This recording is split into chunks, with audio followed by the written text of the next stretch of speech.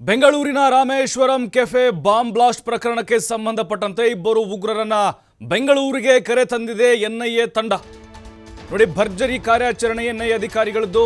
ಪಶ್ಚಿಮ ಬಂಗಾಳದ ಕೋಲ್ಕತ್ತಾದಲ್ಲಿ ಸಿಕ್ಕಾಕೊಂಡ್ರು. ಮಿಡ್ನಗರದಲ್ಲಿ ಬಾಡಿಗೆ ಮನೆಯಲ್ಲಿ ವಾಸ ಇದ್ರು.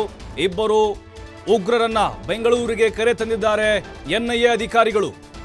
ಕೋಲ್ಕತ್ತಾದಿಂದ ಕೆಂಪೇಗೌಡ ಏರ್ಪೋರ್ಟ್ಗೆ ಅವ್ರನ್ನ ಕರೆ ತಂದಿದ್ದಾರೆ. ಮುಸಾವಿರ್ ಮತ್ತು ಅಬ್ದುಲ್ ಮತೀನ್, ಒಬ್ಬ ಬಾಂಬರು, ಇನ್ನೊಬ್ಬ ಮಾಸ್ಟರ್ ಮೈಂಡ್. ಇವತ್ತು ನ್ಯಾಯಾಧೀಶರ ಮುಂದೆ ಹಾಜರುಪಡಿಸ್ತಾರೆ ಅಧಿಕಾರಿಗಳು. ನೋಡಿ, ಇವತ್ತು ಶನಿವಾರ ಆಗಿರೋದ್ರಿಂದಾಗಿ ಕೋರ್ಟ್ ಇರೋದಿಲ್ಲ. ಆದರೂ ಕೂಡ ಕೋರಮಂಗಲದ ಜಡ್ಜ್ ಅವರ ನಿವಾಸಕ್ಕೆ ಕರ್ಕೊಂಡು ಹೋಗ್ತಾರೆ, ನ್ಯಾಯಾಧೀಶರ ಮನೆಯಲ್ಲಿ. ಅಲ್ಲಿ ಅವ್ರನ್ನ ಹಾಜರುಪಡಿಸ್ತಾರೆ.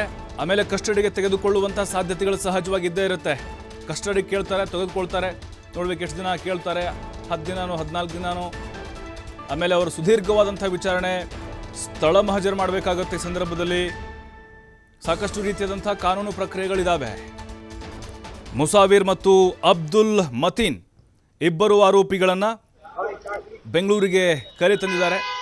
ಇವತ್ತು ನ್ಯಾಯಾಧೀಶರ ಮುಂದೆ ಹಾಜರುಪಡಿಸಲಾಗುತ್ತೆ. ನಾವು ಗಮನಿಸಿದ್ವಿ ಇವರ ಬಂಧನದ ಕಾರ್ಯಾಚರಣೆ ಹೇಗಿತ್ತು ಅಂತ. ಆರೋಪಿಗಳ ಪತ್ತೆಗಾಗಿ ಸಾಕಷ್ಟು ರೀತಿಯಾದಂತಹ ಶ್ರಮವನ್ನು ವಹಿಸಿದ್ದಾರೆ. 42 ದಿನ ಬರೋಬ್ಬರಿ ಮಾರ್ಚ್ 1ಕ್ಕೆ ಆಗಿರುವಂಥ ಘಟನೆ ಇದು. ನೋಡಿ, 800ಕ್ಕೂ ಹೆಚ್ಚು CCTV ದೃಶ್ಯವನ್ನು ಪರಿಶೀಲನೆ ಮಾಡಿ ಬಾಂಬರ್ ಧರಿಸಿದಂತಹ ಕ್ಯಾಪ್, ಈ ಮುಸಾವಿರ್ ಕ್ಯಾಪ್ ಧರಿಸಿದ್ನಲ್ವ, ಅದ್ರ ಮೇಲೇ ಸಿಕ್ಕಾಕೊಂಡಿದ್ದೀವರು. ಚೆನ್ನೈನಲ್ಲಿ ಕ್ಯಾಪ್ ಖರೀದಿ ಮಾಡಿದ್ದು ಪತ್ತೆ ಆಯಿತು. ಕ್ಯಾಪ್ ಅಂಗಡಿ ಕ್ಯಾಮ್ರಾದಲ್ಲಿ ಫೋಟೋ ಸರಿಯಾಗಿತ್ತು.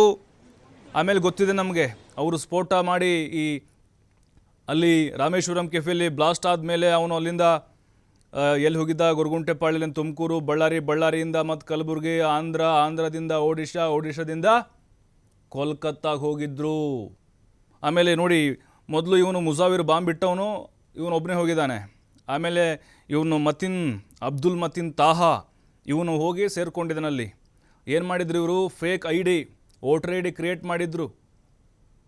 ಎಲ್ಲ ಡೂಪ್ಲಿಕೇಟ್. ಮನೆ ಬಾಡಿಗೆ ತೆಗೆದುಕೊಂಡಿದ್ರು. ಬೇರೆ ಕಡೆ ಹಾರುವಂಥ ಪ್ಲ್ಯಾನ್ ಇತ್ತು, ಅಂದರೆ ವಿದೇಶಕ್ಕೆ ಹೋಗುವಂಥ ಪ್ಲ್ಯಾನ್ ಕೂಡ ಇವರು ಮಾರ್ಕೊಂಡಿದ್ರು. ನೋಡಿ, ಕೇರಳ, ತೆಲಂಗಾಣ ಆಗಿರ್ಬೋದು, ಜೊತೆಗೆ ಆಂಧ್ರ, ಈ ಭಾಗದ NIA ಅಧಿಕಾರಿಗಳು ನಿರಂತರವಾಗಿ ಕಾರ್ಯಾಚರಣೆ ನಡೆಸಿ ಈಗ ಅವ್ರನ್ನ ಬಂಧಿಸಿದ್ದಾರೆ. ದೃಶ್ಯಗಳಲ್ಲಿ ನೋಡ್ತಾ ಇದ್ದೀವಿ. ಕೆಂಪೇಗೌಡ ಏರ್ಪೋರ್ಟ್ಗೆ ಅವ್ರನ್ನ ಕರೆತಂದಿದ್ದು. ಮಧ್ಯಾಹ್ನದ ಹೊತ್ತಿಗೆ ಅವರನ್ನು ನ್ಯಾಯಾಧೀಶರ ಮುಂದೆ, ಕೋರಮಂಗಲದ ಜಡ್ಜ್ ಅವರ ಮುಂದೆ ಹಾಜರುಪಡಿಸುವಂತಹ ಒಂದು ಪ್ರಕ್ರಿಯೆ ಇರುತ್ತೆ. ಅದಾದ ಮೇಲೆ NIA ಅಧಿಕಾರಿಗಳು ಕಸ್ಟಡಿಗೆ ಕೇಳಲಿದ್ದಾರೆ.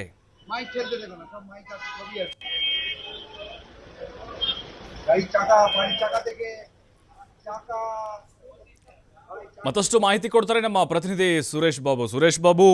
ದೇಶವನ್ನೇ ಬೆಚ್ಚಿ ಬೀಳಿಸಿದಂಥ ಪ್ರಕರಣ ಇದು. ಅಂತೂ ಇಂತೂ ಇಬ್ಬರು ಬಾಂಬರ್ಗಳನ್ನು ಹೆಡೆಮುರಿ ಕಟ್ಟಿದ್ದಾರೆ. ಕಾನೂನು ಪ್ರಕ್ರಿಯೆಗಳು ಹೇಗಿರುತ್ತೆ? ಸಹಜವಾಗಿ ಕಸ್ಟಡಿಗೆ ತೆಗೆದುಕೊಳ್ತಾರಂತಲ್ವಾ? ಪ್ರಭು, ಮುಖ್ಯವಾಗಿ ಬೆಂಗಳೂರು ಶಾಂತವಾದ ನಗರ. ಇಡೀ ಪ್ರಪಂಚದಲ್ಲಿ ಅತ್ಯಂತ ವೇಗವಾಗಿ ಬೆಳೀತಾ ಇರ್ತಕ್ಕಂಥ ಬೆಂಗಳೂರಲ್ಲಿ ಏನೋ ಡಿಸ್ಟರ್ಬ್ ಮಾಡಬೇಕು, ಉಗ್ರವಾದದ ಕೈ ನೇರಳನ್ನ ಬೀರ್ಬೇಕು ಮತ್ತು ಜನರಿಗೆ ತೊಂದರೆ ಕೊಡಬೇಕು ಅನ್ನೋ ಉದ್ದೇಶದಲ್ಲಿ ಏನು ಉಗ್ರರು ಅಹಿತಕರ ಘಟನೆ ಅಂದ್ರೆ ಬಾಂಬ್ ಸ್ಫೋಟ ಮಾಡಿ ಇಡೀ ರಾಜ್ಯವನ್ನ, ಬೆಂಗಳೂರಿನ ಶಾಂತತೆಯನ್ನ ಅಲ್ಲೋಲ ಕಲ್ಲೋಲ ಮಾಡಿದ್ರು. ನಂತರದಲ್ಲಿ ಅವರು ರಾಜ್ಯವನ್ನ ತೊರೆದು ಈಗ ಕೋಲ್ಕತ್ತಾದಲ್ಲಿ ಇದ್ದಾರೆ ಅಂತಕ್ಕಂಥ ಖಚಿತ ಮಾಹಿತಿಯ ಮೇರೆಗೆ NIA ಕಳೆದ 1 ತಿಂಗಳಿಂದ ಇನ್ವೆಸ್ಟಿಗೇಷನ್ ನಡೆಸಿ ಇಬ್ಬರು ಆರೋಪಿಗಳನ್ನ ನೆನೆ ಕೋಲ್ಕತ್ತಾದಲ್ಲಿ ಬಂಧಿಸಿ ಬಾಡಿಗೆ ರೂಮ್ ಮಾಡ್ಕೊಂಡು ವಾಸ ಇದ್ದಂತಹ ಇಬ್ಬರು ಆರೋಪಿಗಳನ್ನ ಕೋಲ್ಕತ್ತಾದಿಂದ ಮಧ್ಯರಾತ್ರಿ 1:30 ಸುಮಾರಿಗೆ ಕೆಂಪೇಗೌಡ ವಿಮಾನ ನಿಲ್ದಾಣಕ್ಕೆ ಕರ್ಕೊಂಡ್ ಬಂದಿರ್ತಕ್ಕಂಥದ್ದು. ಮಾಧ್ಯಮಗಳನ್ನ ದಿಕ್ತಪ್ಪಿಸಿ 1:30 ಸುಮಾರಿಗೆ ಏನು ಮುಸಾವಿರ್ ಮತ್ತು ಅಬ್ದುಲ್ ಮತೀನ್ ತಾಹಾ ಇಬ್ಬರನ್ನು NIA ಈಗ ಮಡಿವಾಳದಲ್ಲಿ ಇರ್ತಕ್ಕಂಥ FS ಇಂಟ್ರಾಗೇಷನ್ ಸೆಲ್ಗೆ ಕರ್ಕೊಂಡ್ ಬಂದಿರ್ತಕ್ಕಂಥದ್ದು. 10 ಗಂಟೆ ನಂತರ ಅವರನ್ನ ನ್ಯಾಯಾಧೀಶರ ಮುಂದೆ ಹಾಜರುಪಡಿಸಿ ಮತ್ತಷ್ಟು ವಿಚಾರಣೆಯನ್ನ ತೀವ್ರಗೊಳಿಸ್ತಕ್ಕಂಥ ಕೆಲಸ ಆಗ್ತಾ ಇರ್ತಕ್ಕಂಥದ್ದು. ಅಂದ್ರೆ ಮಧ್ಯರಾತ್ರಿ ಕೋಲ್ಕತ್ತಾದಿಂದ ಕರ್ಕೊಂಡ್ಬರೋ ಸಂದರ್ಭದಲ್ಲಿ ಅವರನ್ನ ಮಾಧ್ಯಮಗಳನ್ನ ರಾಜ್ಯದ ಬೆಂಗಳೂರಿನ ಮಾಧ್ಯಮಗಳನ್ನ ದಿಕ್ತಪ್ಪಿಸಿ ಟರ್ಮಿನಲ್ 2 ಗೇಟ್ ಇಂದ ಅವರನ್ನ ಇಬ್ಬರು ಆರೋಪಿಗಳನ್ನ ಕರ್ಕೊಂಡೋಗಿ ಈಗ ಈ ಮಡಿವಾಳದ FSL ನ ಇಂಟ್ರಾಗೇಷನ್ ಸೆಲ್ ಅಲ್ಲಿ ಇಟ್ಟಿರ್ತಕ್ಕಂಥ ವಿದ್ಯಮಾನ ನಡೀತಾ ಇರ್ತಕ್ಕಂಥದ್ದು. ನ್ಯಾಯಾಧೀಶರ ಮುಂದೆ ಹಾಜರುಪಡಿಸಿ ಅವರನ್ನ 3 ದಿನಗಳ ಕಾಲ ಮತ್ತಷ್ಟು ತೀವ್ರ ವಿಚಾರಣೆಗೆ ಒಳಪಡಿಸತಕ್ಕ ಸಾಧ್ಯತೆ ಇದೆ. ಜೊತೆಗೆ NIA ಏನು ಇಬ್ಬರು ಆರೋಪಿಗಳನ್ನ ಬಂಧಿಸುವ ನಿಟ್ಟಿನಲ್ಲಿ ಯಶಸ್ವಿಯಾಗಿದೆ. ಅನೇಕ ಆಯಾಮಗಳಲ್ಲಿ ಅವರು ಏನೋ ಬಾಂಬ್ ಸ್ಫೋಟದ ನಂತರ ಅವರು ರಾಜ್ಯ, ಚಿತ್ರದುರ್ಗ, ನಂತರ ಹುಬ್ಬಳ್ಳಿ, ಬೇರೆ ಬೇರೆ ಕಡೆ ಸಂಚಾರ ಮಾಡಿರ್ತಕ್ಕಂಥ ಟ್ರಾವೆಲ್ ಹಿಸ್ಟರಿ, ಹೀಗೆ ಅನೇಕ ಆಯಾಮಗಳಲ್ಲಿ ಮಂಗಳೂರಿನ ಬಾಂಬ್ ಸ್ಫೋಟ ಇರ್ಬೋದು, ಆಮೇಲೆ ಶಿವಮೊಗ್ಗ ಸ್ಫೋಟ, ಹೀಗೆ ಅನೇಕ ವಿಚಾರಗಳಲ್ಲಿ ಅನೇಕ ಘಟನೆಗಳಲ್ಲಿ ಇವ್ರ ಪಾತ್ರದ ಬಗ್ಗೆ ಕೂಲಂಕುಷವಾಗಿ ತನಿಖೆ ನಡೆಸಿ ಕೊನೆಗೂ ಇಬ್ಬರು ಆರೋಪಿಗಳನ್ನ ಏನು ರಾಮೇಶ್ವರಂ ಕೆಫೆಯಲ್ಲಿ ಬಾಂಬ್ ಇಟ್ಟಂತಹ ಮಾಸ್ಟರ್ ಮೈಂಡ್ ಮತ್ತು ಆ ಕೃತ್ಯ ಮಾಡಿರ್ತಕ್ಕಂಥ ಮತ್ತೊಬ್ಬ ಉಗ್ರ ಇಬ್ಬರನ್ನು ಬಂಧಿಸುವಲ್ಲಿ NIA ಯಶಸ್ವಿಯಾಗಿದೆ ಅಂತ ಹೇಳ್ಬೋದು. ಹೆಚ್ಚಿನ ತನಿಖೆನ NIA ಅಧಿಕಾರಿಗಳು ಬೆಂಗಳೂರಿನಲ್ಲಿ ಮುಂದುವರಿಸ್ತಾ ಇರ್ತಕ್ಕಂಥದ್ದು ಪ್ರಭು. ಬಟ್ ಸುರೇಶ್, ಈಗ ಇಬ್ಬರು ಸಿಕ್ಕಾಕೊಂಡಿದ್ದಾರೆ. ಅನುಮಾನದ ಮೇಲೆ ಈ ಹಿಂದೆ ಹಲವರನ್ನು ಕೂಡ ವಶಕ್ಕೆ ಪಡೆಯಲಾಗಿತ್ತು.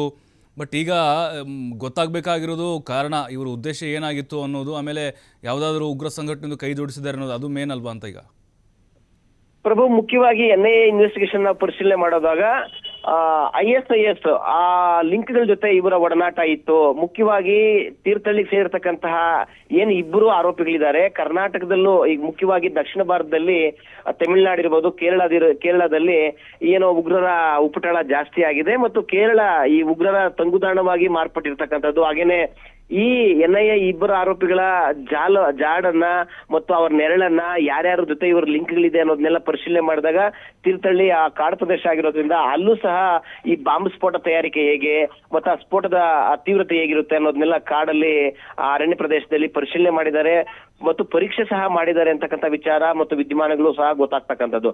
ಮುಖ್ಯವಾಗಿ ಏನೋ ISIS ನ ಉದ್ದೇಶನೇ ಇಡೀ ಪ್ರಪಂಚವನ್ನ ಏನೋ ಮುಸ್ಲಿಮೀಕರಣ ಮಾಡ್ತಕ್ಕಂಥ ಅಥವಾ ಏನೋ ಇಡೀ ಪ್ರಪಂಚದಲ್ಲಿ ಆತಂಕವನ್ನು ಸೃಷ್ಟಿ ಮಾಡಿ ಏನೋ ಶರಿಯಾ ಲಾನ ಏರ್ಬೇಕು, ಶರಿಯಾ ಕಾನೂನನ್ನು ತರಬೇಕು, ಇಡೀ ಪ್ರಪಂಚವನ್ನ ಮುಸ್ಲಿಂ ಪ್ರಪಂಚ ಮಾಡ್ಬೇಕು ಅನ್ನೋ ಉದ್ದೇಶ ಈ ISIS ಉಗ್ರರದ್ದು. ISIS ಸಿರಿಯಾ ಮತ್ತು ಲೆಬನಾನ್ ಆ ಎರಡೂ ದೇಶಗಳಲ್ಲಿ ಏನೆಲ್ಲ ಉಪಟಳ ಮಾಡಿತ್ತು 2020 ಅನ್ನೋದನ್ನ ನಾವು ಕಂಡಿದೀವಿ. ಮತ್ತು ಆ ISIS ಉಗ್ರರ ಉಪಟಳವನ್ನ ವಿಶ್ವಸಂಸ್ಥೆ ಆಗ್ಬೋದು ಅಥವಾ ಭಯೋತ್ಪಾದನಾ ನಿಗ್ರಹ ನಿಟ್ಟಿನಲ್ಲಿ ಏನೋ ISIS ನ ಮೂಲ ಬೇರುಗಳನ್ನೇ ಒಡೆದಾಕಿರ್ತಕ್ಕಂಥ ಕೆಲಸಗಳು ಆಗ್ತಾ ಇದೆ. ಆದ್ರೂ ಸಹ ಅವರು ವಿಶ್ವವ್ಯಾಪಿ ವ್ಯಾಪರಿಸಿಕೊಂಡು ಶರಿಯಾ ಲಾನ ಕಾನೂನನ್ನು ಜಾರಿಗೆ ತರಬೇಕು ಅನ್ನೋ ನಿಟ್ಟಿನಲ್ಲಿ ಹೋರಾಟ ಮಾಡ್ತಾ ಇರ್ತಕ್ಕಂಥದ್ದು. ಮತ್ತು ರಾಜ್ಯ ಮತ್ತು ದೇಶದಲ್ಲೂ ಸಹ ISIS ಸ್ಲೀಪರ್ ಸೆಲ್ಗಳನ್ನ ಇಟ್ಕೊಂಡು ISIS ಏನು ಉದ್ದೇಶಗಳಿದೆ ಅದನ್ನು ಸಾಕಾರಗೊಳಿಸುವ ನಿಟ್ಟಿನಲ್ಲಿ ಉಗ್ರರು ಹೋರಾಟ ಮಾಡ್ತಾ ಇದ್ದಾರೆ. ಆ ಹೋರಾಟವನ್ನ ಯಶಸ್ವಿಯಾಗಿ ಹತ್ತಿಕ್ಕೋ ನಿಟ್ಟಿನಲ್ಲಿ NIA ಸಹ ಕಾರ್ಯಾಚರಣೆ ಮಾಡ್ತಾ ಇದೆ. ಅನೇಕ ಈಗ ಕೊಯಮತ್ತೂರಲ್ಲಿ ಇರ್ತಕ್ಕಂಥ ಸ್ಫೋಟ, ಮಂಗಳೂರಲ್ಲಿ ಬಾಂಬ್ ಸ್ಫೋಟ, ಬೆಂಗಳೂರಲ್ಲಿ ಆಗಿರ್ತಕ್ಕಂತಹ ಈ ಸ್ಫೋಟ, ಈ ಮೂಲ ಬೇರುಗಳನ್ನ ಹುಡುಕ್ತಾ ಹೊರಟಾಗ ರಾಜ್ಯ, ತಮಿಳುನಾಡು ಮತ್ತು ಕೇರಳದಲ್ಲೂ ಸಹ ಈ ISIS ಉಗ್ರರ ನೆರಳು ಇರ್ತಕ್ಕಂಥದ್ದು ಗೊತ್ತಾಗ್ತಾ ಇರ್ತಕ್ಕಂಥದ್ದು. ಆ ನಿಟ್ಟಿನಲ್ಲಿ NIA ಎಲ್ಲಾ ಕೂಲಂಕುಷವಾಗಿ ಎಲ್ಲಾ ರೀತಿಯಲ್ಲೂ ಪರಿಶೀಲನೆ ಮಾಡಿದ್ದಾರೆ. ಜೊತೆಗೆ ರಾಜ್ಯ ಪೊಲೀಸರು ಸಹ ರಾಮೇಶ್ವರಂ ಬಾಂಬ್ ಸ್ಫೋಟ ಆದ ಕೂಡಲೇ ರಾಜ್ಯ ಪೊಲೀಸರು ಇದು ಬಾಂಬ್ ಸ್ಫೋಟನೆ ಆಗಿದೆ ಅನ್ನೋದನ್ನ ಕನ್ಫರ್ಮ್ ಮಾಡುತ್ತೆ. ಅನಂತರದಲ್ಲಿ NIA ಬಂದು ಇನ್ವೆಸ್ಟಿಗೇಷನ್ ಮಾಡಿದಾಗ NIAಗೆ ಕಂಪ್ಲೀಟ್ ಪ್ರಕರಣದ ಮಾಹಿತಿಗಳೇನಿತ್ತು, ಸಾಕ್ಷ್ಯಾಧಾರಗಳಿತ್ತು, ಎಲ್ಲವನ್ನ NIAಗೂ ಸಹ ಒಪ್ಪಿಸ್ತಕ್ಕಂಥ ಕೆಲಸ ಮತ್ತು ಈಗ NIA ಈ ಬೇರುಗಳ ಜಾಡನ್ನು ಹಿಡಿದು ತನಿಖೆಯನ್ನ ಮುಂದುವರಿಸಿದ್ದಾರೆ. ವಿಚಾರಣೆ ಮುಂದುವರೆದಿದೆ ಪ್ರಭು. ಥ್ಯಾಂಕ್ ಯು ಸುರೇಶ್ ಬಾಬು ಮಾಹಿತಿಗಾಗಿ.